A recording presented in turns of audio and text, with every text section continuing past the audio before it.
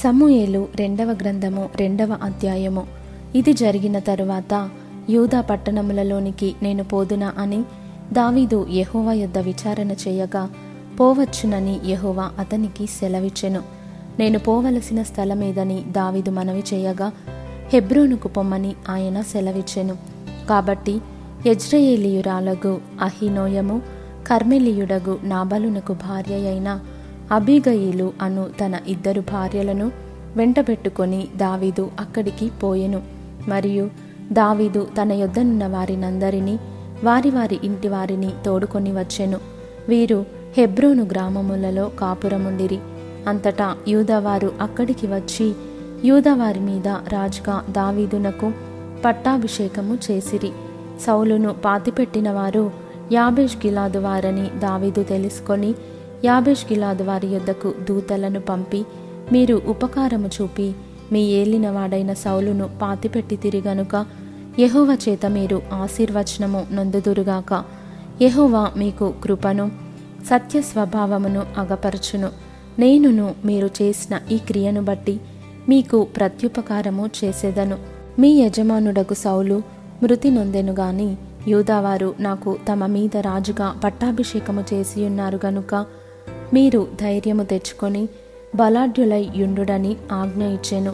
నేరు కుమారుడగు అబ్నేరు అను సౌలు యొక్క సైన్యాధిపతి సౌలు కుమారుడగు ఇష్బోషెతును మహనయీమునకు తోడుకొని పోయి గిలాదు వారి మీదను ఆషేరీయుల మీదను యెజ్రెయేలు మీదను ఎఫ్రాయిమీయుల మీదను బెన్యామినీయుల మీదను ఇశ్రాయేలు వారి మీదను రాజుగా అతనికి పట్టాభిషేకము చేసెను. సౌలు కుమారుడగు ఇష్బోషెతు 40 ఏండ్ల వాడై ఏలనారంభించి 2 సంవత్సరములు పరిపాలించెను. అయితే యూదావారు దావీదు పక్షమున నుండిరి. దావీదు హెబ్రోనులో యూదావారి మీద ఏలిన కాలమంతయు 7 సంవత్సరములు 6 మాసములు. అంతలో నేరు కుమారుడగు అబ్నేరును సౌలు కుమారుడగు ఇష్బోషెతు సేవకులును మహనయీములో నుండి బయలుదేరి గిబియోనునకు రాగా, సెరూయా కుమారుడగు యోవాబును దావీదు సేవకులను బయలుదేరి వారినెదిరించుటకై గిబియోను కొలనునకు వచ్చిరి.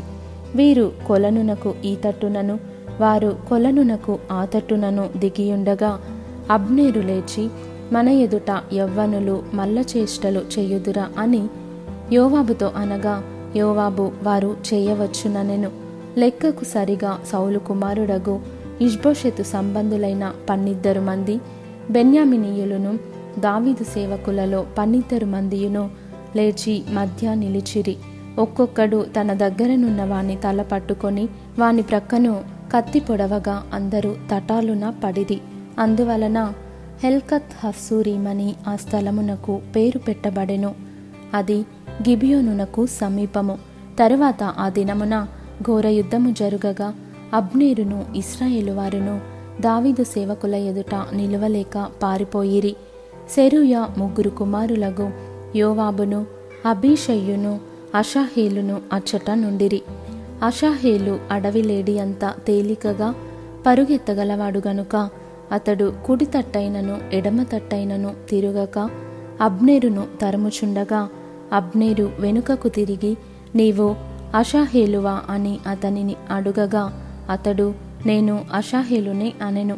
నీవు కుడికైనను ఎడమకైనను తిరిగి యవనస్తులలో ఒకని కలుసుకొని వాని ఆయుధములను పట్టుకొమ్ము అని అబ్నేరు అతనితో చెప్పినను, అషాహేలు ఈ తట్టైనను ఆ తట్టైనను తిరుగక అతని తరుమగా, అబ్నేరు నన్ను తరుముటమాని తొలగిపొమ్ము, నేను నిన్ను నేలకు కొట్టి చంపిన ఎడల నీ సహోదరుడగు యోవాబు ముందు నేనెట్లు తలనెత్తుకొనగలననెను. అతడు నేను తొలగననగా అబ్నేరు ఈటె మడమతో అతని కడుపులో పొడిచినందున ఈటె అతని వెనుకకు వచ్చెను కనుక అతడు అచ్చటనే పడి చచ్చెను. అషాహేలు పడి చచ్చిన స్థలమునకు వచ్చిన వారందరూ నిలువబడిరి గాని యోవాబును అబీషయును అబ్నేరును తరుముచు గిబియోనను అరణ్య మార్గములోని గీహా ఎదుటి అమ్మా యను కొండకు వచ్చిరి. అంతలో సూర్యుడు అస్తమించెను. బెన్యామినీయులు అబ్నేరుతో గుంపుగా కూడుకొని ఒక కొండ మీద నిలువగా, అబ్నేరు కేకవేసి, కత్తి చిరకాలము భక్షించునా అది తుదకు ద్వేషమునకే హేతువగునని నీవెరుగుదువు గదా, తమ సహోదరులను తరుమవద్దని నీవెంతవరకు జనులకు ఆజ్ఞ ఇయ్యక యుందువని యోవాబుతో అనెను. అందుకు యోవాబు, దేవుని జీవముతోడు జగడమునకు నీవు వారిని పిలువకయుండిన ఎడల జనులందరూ తమ సహోదరులను తరుమక ఉదయముననే తిరిగి పోయియుందురని చెప్పి బాకా ఊదగా జనులందరూ నిలిచి ఇశ్రాయేలు వారిని తరుముటయు వారితో యుద్ధము చేయుటయు మానిరి. అబ్నేరును అతని వారును ఆ రాత్రి అంతా మైదానము గుండా ప్రయాణము చేసి యోర్దాను నది దాటి బిత్రోను మార్గమున మహనయిమునకు వచ్చిరి. యోవాబు అబ్నేరును తరుముట మాని తిరిగి వచ్చి జనులను సమకూర్చి లెక్క చూడగా దావీదు సేవకులలో అషాహేలుగాక 11 లేకపోయిరి. అయితే దావీదు సేవకులు బెన్యామినీయులలోనూ అబ్నేరు జనులలోనూ 360 మందిని హతము చేసిరి.